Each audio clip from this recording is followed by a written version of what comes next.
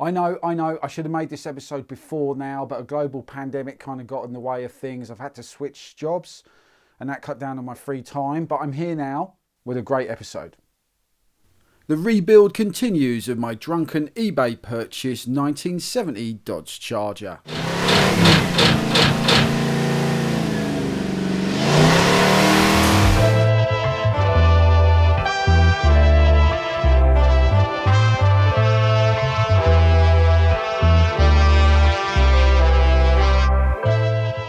Obviously it isn't, but if my Charger was an animal, I'm pretty sure we could report the owners previous to Brian and Katie, the guys I bought it from in Missouri, to the authorities because my car had definitely received abuse in the past.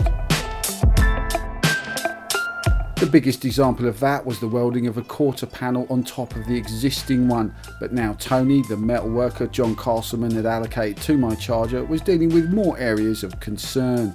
And this striker plate, what I'm going to do, I'm going to cut this out and weld this in and make a new one so it doesn't crack, because it was all brazed up in America and it's cracked. So I've taken all the braze out, I'm going to cut that out and weld this in.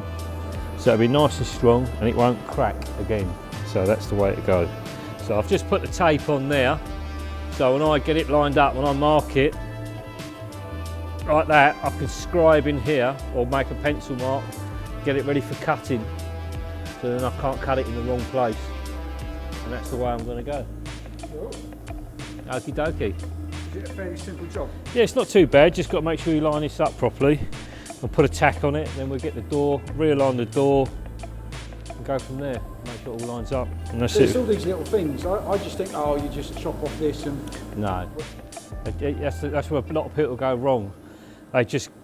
It's all about the detail, lining things up and taking a little bit of extra time instead of just crash bang wallop. Everyone can crash bang wallop, but the trouble with crash bang wallop, it ain't gonna fit.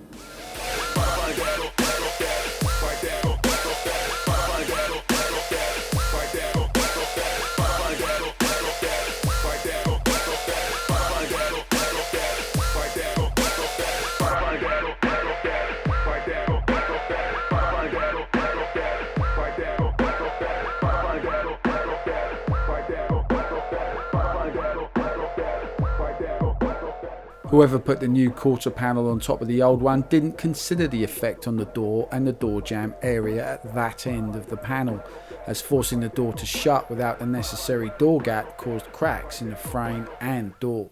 Okay, as you can see here, it started spidering and cracking from the vibration and cracking. They could have actually stopped it. What they've done is they brazed it. They would have actually drilled holes here and here and here, and then welded it. It wouldn't have kept starring, it wouldn't have kept chasing, it wouldn't have kept moving. So it's a little mistake they made, and you can see from behind what I mean. As they're creeping, they just start creeping along. Brian and Katie Elliott, the vendors I bought the car from originally, offered a spare door with the vehicle, but I just couldn't fit it inside the car for shipping back to Britain, and so I left it in Missouri. I wish I'd taken it to the trunk lid or something, because there was clearly a need for it. Right, we're at the moment, we've just put this in, we've got it aligned, we've just got it tacked in at the moment, get it ready for lining up. But also what I've noticed on the door, it's got some major cracks where they've been slamming the door. So that's why you've got all these hairline fractures going through the door, cracks. So we're going to have to cut this out and make this piece again and weld it in. So that's where we are. There's no point trying to weld that, so I think it'll just crack again. So what I'm probably going to do, I'm going to cut in here, along here. This is a reference hole. I'll cut along here, probably up this edge, all the way along up to here. And I'll cut down here, same here and along down, and I'll make this whole piece. And I'll put it in, I'll just use this as the template, I'll bang this out, weld it up and straighten it, and then I'll make this bit, file all the holes, cut the holes, and then it'll be perfect, it'll be nice and strong and it won't ever crack again. So that's the way I'm going to go. It's strange how there's cracks there, isn't it? I mean, what have you been doing with it? It basically, the door, because this is all, the catch had dropped, they've just been repeatedly slamming it and slamming it and slamming it. So this was just shaking and shaking. So eventually, it's just going to, where the lock's been going like that, it's just going to crack and crack and crack and crack all the time. So that's what's happened, unfortunately, on this side, because this side's had a quarter on it before and it wasn't done very well. I was very pleased the door issue was being handled so brilliantly, but arguably the biggest problem my Charger had was its rotten rear end, and that was a similar story, I'm pleased to say. Well, I've just got the grips holding it in, because what I want to do, I will just put some screws in here to line this up roughly, so then I can take my grips off. When I've done this, I'll clean this all up and I'll lay the quarter on, so I know this tub's in the right place. There's no point welding this up, then putting the quarter on and go, oh, the inner tub's got to go that way, it's got to go that way a little bit. It should be near enough right, but you don't want to take that chance, because once it's welded, it's welded. I'll start breaking it off, then I can spot weld this all in, plug weld this, and it should be all nice. That's the way to go. How many hours do you think on that? It'll take about 3 days, probably 2-3 days. Get it all lined up and then cleaned and get this in. Yeah. So what's that, 24 hours, 8 hours? Yeah, something like that, yeah.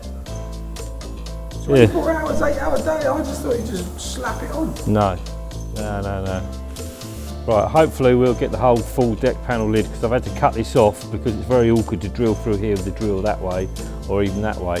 So I've cut this little section out, keeping that so I know exactly where it goes, and drilled it out. So, because the panel goes in there first, the quarter, then the deck lid, the rear sail goes on the back and covers that, and they clamp together.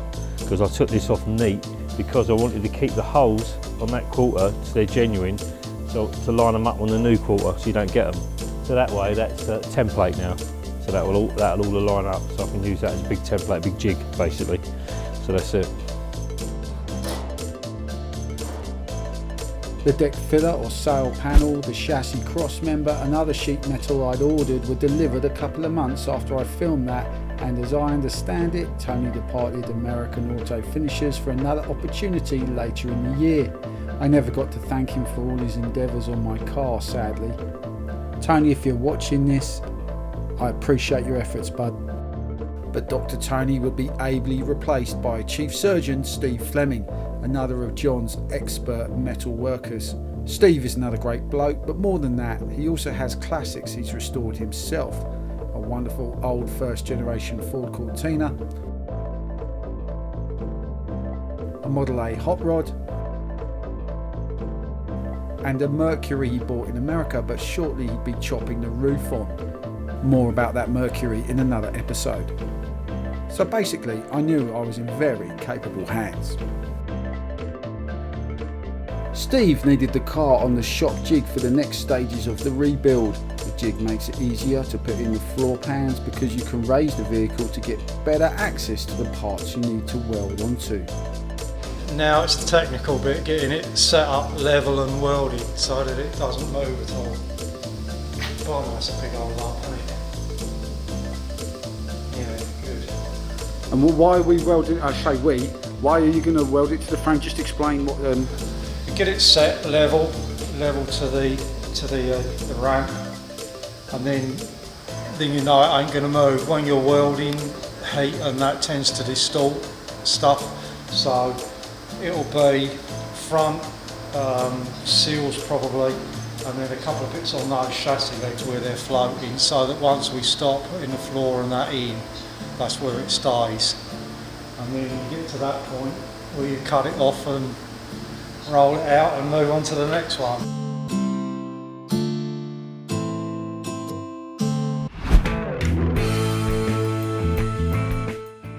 Hopefully you know by now my sponsors Year One are offering up to 20% off selected parts. Just go to year1.com and enter the promo code TORQUE, TORQUE, to take advantage of this offer because it will not last forever.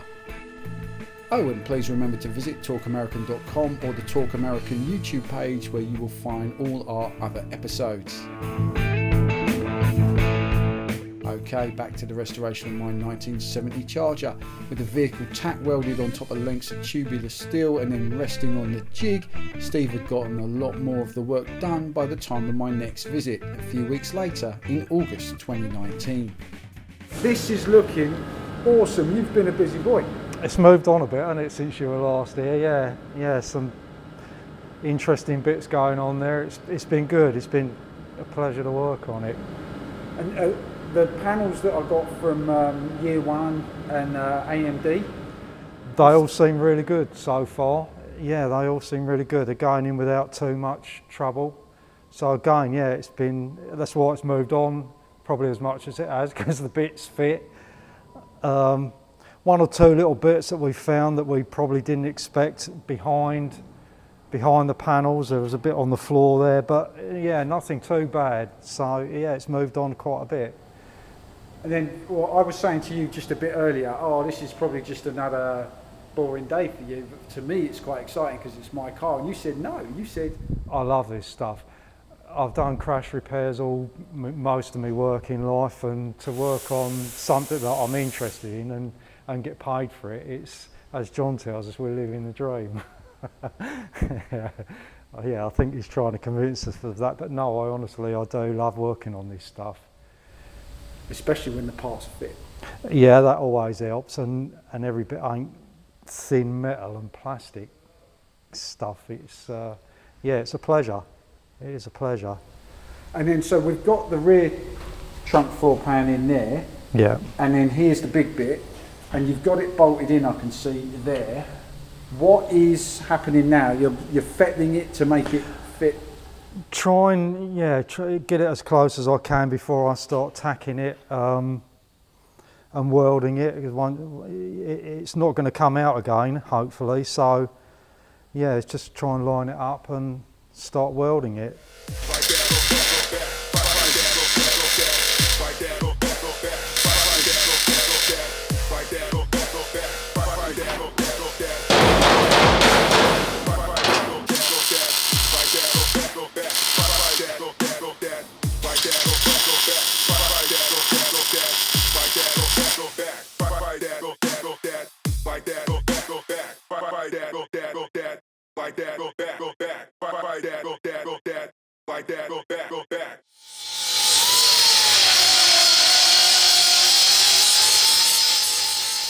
So Steve takes over from Tony, and slowly the Charger is becoming a complete shell again. The next time we do an episode on my car, you'll see some massive progress. Please, please, please click on the subscribe button. It's free to do so and helps us build up our audience. Also, please share this video with your friends on social media. And while you are there, please follow us on Twitter, Instagram and Facebook to get new video alerts and extra content. And remember, check out talkamerican.com and please post a comment underneath this video and click that like button. Like I said right at the start of the video, this global pandemic has definitely slowed things down for the world and definitely got in the way of my restoration, but there's still plenty more to show you, so please keep on watching. Stay safe out there. We'll talk again soon, but for now, bye bye.